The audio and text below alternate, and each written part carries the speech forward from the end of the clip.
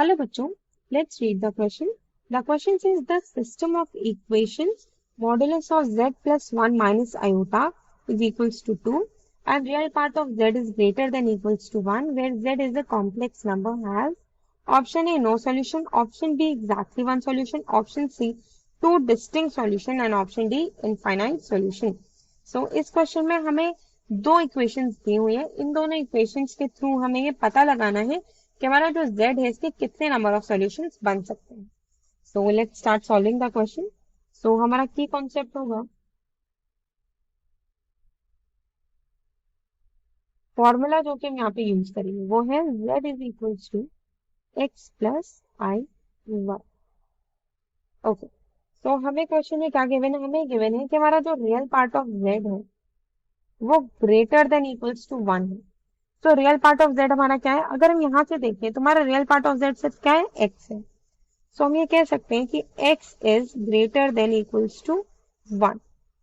ठीक है, अब हम हमारा पहला एक्सप्रेशन सॉल्व करेंगे।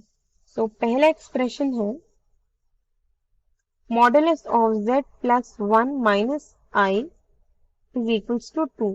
सो z की जगह हम लिख सकते हैं x plus iota y। So x plus iota y plus 1 minus iota is equals to 2। So इसको फर्दर सॉल्व करेंगे तो ये हो जाएगा रियल पार्ट एक तरफ, इमेजिनरी पार्ट एक तरफ, हो जाएगा x plus 1 plus iota y minus 1 is equals to 2। तो हमें ये पता है कि modulus of x plus i y होता है square root of x square plus i square. तो सिमिलरली हम यहाँ पे करेंगे, सो ये हो जाएगा square root of x plus 1 का whole square plus y minus 1 का whole square is equals to 2। तो जब हम स्क्वायरिंग बोथ साइड करेंगे तो हमारे पास आ जाएगा x प्लस 1 का whole square plus y minus 1 का whole square and it is equals to 4।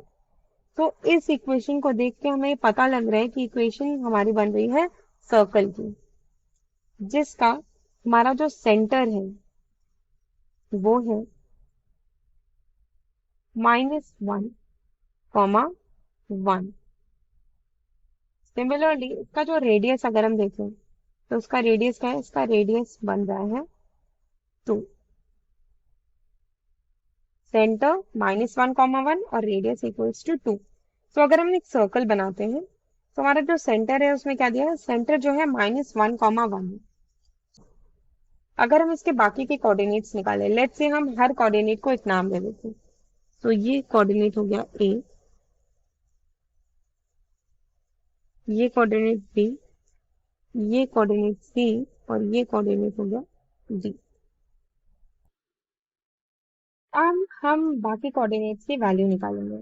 तो अगर हम ध्यान से देखें तो हमारे ए कोऑर्डिनेट की वैल्यू बनेगी, हमारा रेडियस है 2 और ये -1, तो ए का कोऑर्डिनेट आएगा 1, 1।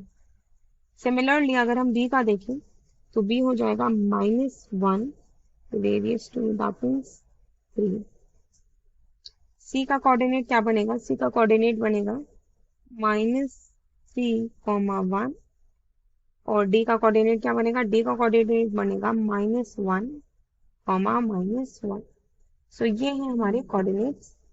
ये जो लाइन है ये लाइन है x इज इक्वल्स टू -1 की और ये जो लाइन है ये लाइन है y इज इक्वल्स टू 1 की।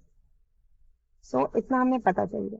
अगर हम ध्यान से देखें तो हमारा ये जो a का कोऑर्डिनेट है, जो हमारा a का कोऑर्डिनेट है ये हमारा इंटरसेक्ट कर रहा है हमारा सर्कल को।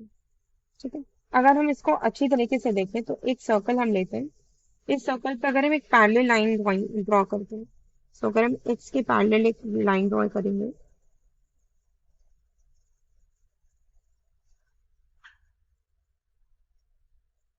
लेट्स से ये लाइन हमारी x इज इक्वल्स टू 1 की।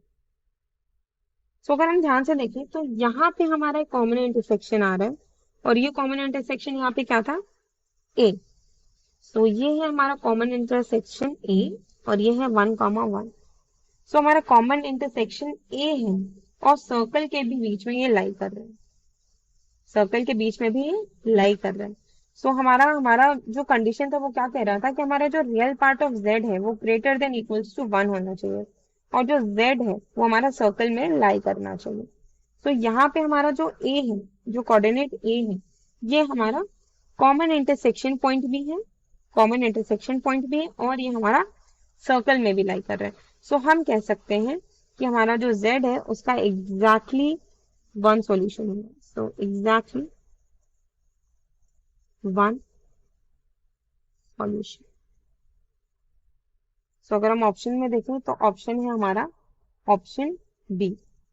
So the most suitable answer for this question is option B, that is exactly one solution. So hope you understood it well. Best of luck.